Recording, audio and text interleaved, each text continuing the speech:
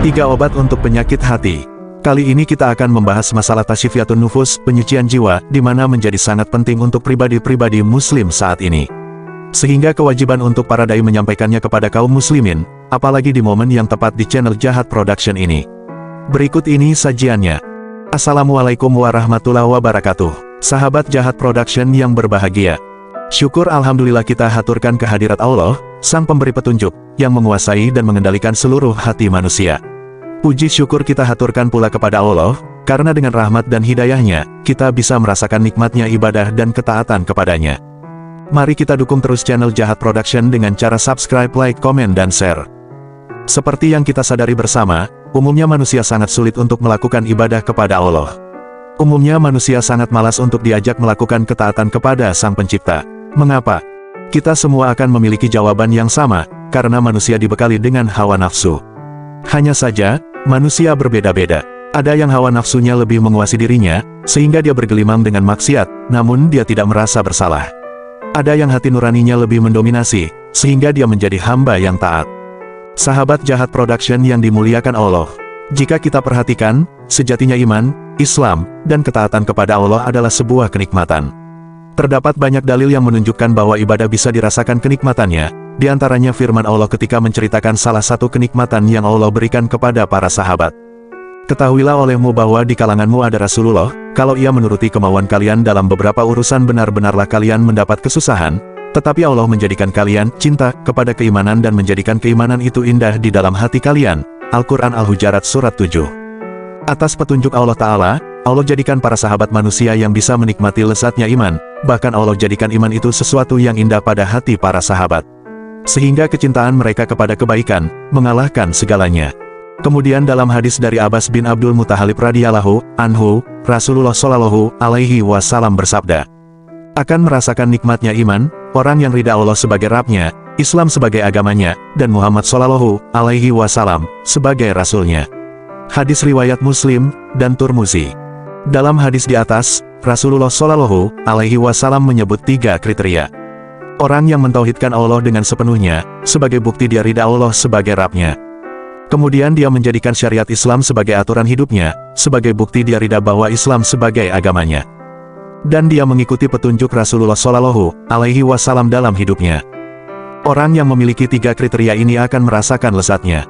Dalam hadis lain, yang mungkin hadis ini sering kita dengar, Rasulullah Shallallahu alaihi wasallam juga bersabda, 3 hal, siapa yang memilikinya maka dia akan merasakan lezatnya iman, Allah dan Rasul-Nya lebih dia cintai daripada selainnya. Dia mencintai seseorang hanya karena Allah, dan dia sangat benci untuk kembali kepada kekufuran, sebagaimana dia benci untuk dilempar ke neraka. Hadis riwayat Bukhari dan Muslim. Semua dalil di atas menunjukkan betapa iman, Islam, dan segala turunannya, merupakan kenikmatan dan bisa dirasakan lezatnya. Sahabat Jahat Production yang kami hormati, yang menjadi tanda tanya kita, mengapa banyak orang justru merasa berat atau bahkan merasa tersiksa ketika melakukan ketaatan? Bisa jadi, bahkan termasuk kita, seringkali masih menganggap ketaatan itu sesuatu yang sulit bagi kita. Lalu di manakah nikmatnya iman itu? Penonton setia yang berbahagia, sejatinya kasus semacam ini juga dialami oleh fisik manusia. Seperti yang kita pahami, hampir semua orang yang mengalami sakit, dia akan susah makan, dan semua terasa pahit.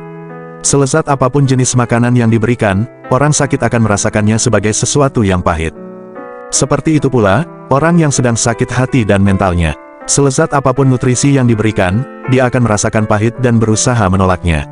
Dengan ini kita bisa menemukan jawaban, mengapa banyak orang tidak merasakan nikmatnya iman. Karena kebanyakan manusia, hati dan jiwanya sedang sakit. Untuk bisa mengembalikan pada kondisi normal, tentu kita harus berusaha mengobati penyakit itu. Karena jika sakit ini dibiarkan, selamanya kita tidak bisa merasakan nikmatnya nutrisi dan makanan. Hati sakit yang dibiarkan, selamanya akan sulit untuk menikmati lezatnya iman. Lalu bagaimana cara mengobati hati? Imam Ibnul Qayyim, dalam karyanya Ighatsatul Lahafan 1/16-17 menjelaskan bahwa ada 3 teori pokok untuk mengobati sesuatu yang sakit. Teori ini juga digunakan dalam ilmu medis. Dalam dunia medis, ketika seorang dokter hendak mengobati pasien, dia akan memberlakukan 3 hal. Pertama, menjaga kekuatan. Ketika mengobati pasien, dokter akan menyarankan agar pasien banyak makan yang bergizi, banyak istirahat, tenangkan pikiran, tidak lupa, sang dokter juga memberikan multivitamin. Semua ini dilakukan dalam rangka menjaga kekuatan fisik pasien. Ibnul Qayyim menjelaskan, orang yang sakit hati, salah satu upaya yang harus dia lakukan adalah menjaga kekuatan mentalnya, dengan ilmu yang bermanfaat dan melakukan berbagai ketaatan. Hatinya harus dipaksa untuk mendengarkan nasihat dan ilmu yang bersumber dari Al-Quran dan Sunnah, serta fisiknya dipaksa untuk melakukan ibadah dan ketaatan. Karena ilmu dan amal, merupakan nutrisi bagi hati manusia. Rasulullah Shallallahu Alaihi Wasallam dalam hadis riwayat Bukhari, memisalkan ilmu sebagaimana hujan dan hati manusia sebagaimana tanah. Karena hati senantiasa butuh nutrisi berupa ilmu. Kedua, melindungi pasien dari munculnya penyakit yang baru atau sesuatu yang bisa memparah sakitnya. Dalam mengobati pasien, tahapan lain yang dilakukan dokter adalah menyarankan pasien untuk menghindari berbagai pantangan sesuai jenis penyakit yang diderita pasien. Hal yang sama juga berlaku untuk penyakit hati. Seperti yang dijelaskan Ibnul Qayyim, orang yang sakit harus menghindari segala yang bisa memperparah penyakit dalam hatinya, yaitu dengan menjauhi semua perbuatan dosa dan maksiat. Dia hindarkan dirinya dari segala bentuk penyimpangan, karena dosa dan maksiat adalah sumber penyakit bagi hati. Rasulullah Shallallahu Alaihi Wasallam menggambarkan bagaimana bahaya dosa bagi hati manusia. Sesungguhnya seorang hamba, apabila melakukan perbuatan maksiat maka akan dititikkan dalam hatinya satu titik hitam. Jika dia meninggalkan maksiat itu, memohon ampun dan bertaubat, hatinya akan dibersihkan. Namun jika dia kembali maksiat, akan ditambahkan titik hitam tersebut hingga menutupi hatinya. Itulah yang diistilahkan Ar-Ran, yang Allah sebutkan dalam firman-Nya, yang artinya sekali-kali tidak demikian, sebenarnya apa yang selalu mereka usahakan itu menutupi hati mereka. Hadis riwayat Turmuzi, Ibnu Majah dan sanadnya dinilai kuat oleh Syuaib Al-Arnaud. Ketiga, menghilangkan penyakit yang ada dalam dirinya. Tahapan terakhir, setelah dokter memastikan jenis penyakit yang diderita pasien, dokter akan memberikan obat untuk menyerang penyakit itu. Dokter akan memberikan antibiotik dengan dosis yang sesuai, atau obat lainnya yang sesuai dengan penyakit pasien. Di bagian akhir keterangannya untuk pembahasan ini, Ibnul Qayyim menjelaskan bahwa cara untuk menghilangkan penyakit yang merusak hati adalah dengan banyak bertaubat, beristighfar, memohon ampunan kepada Allah. Jika kesalahan itu harus ditutupi dengan membayar kafarah maka dia siap membayarnya. Jika terkait dengan hak orang lain, dia pun siap dengan meminta maaf kepadanya. Rasulullah Shallallahu Alaihi Wasallam menggambarkan, orang yang bertaubat dari satu perbuatan dosa, seperti orang yang tidak melakukan dosa itu. Hadis riwayat Ibn Majah.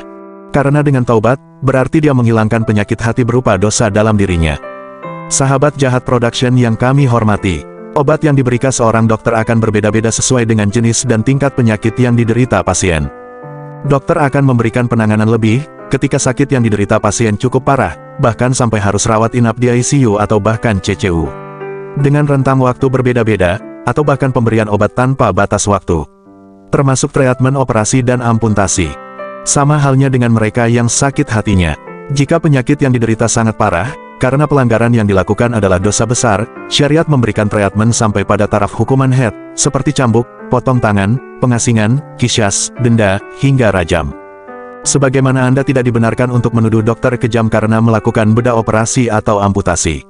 Anda juga sangat tidak dibenarkan mengatakan Islam kejam karena memberikan hukuman kematian. Allahu a'lam. Semoga Allah melindungi kita dari segala penyakit hati yang berbahaya, dan menjadikan hati kita, hati yang sehat, yang bisa merasakan lezatnya iman, Islam, dan amal soleh. Amin.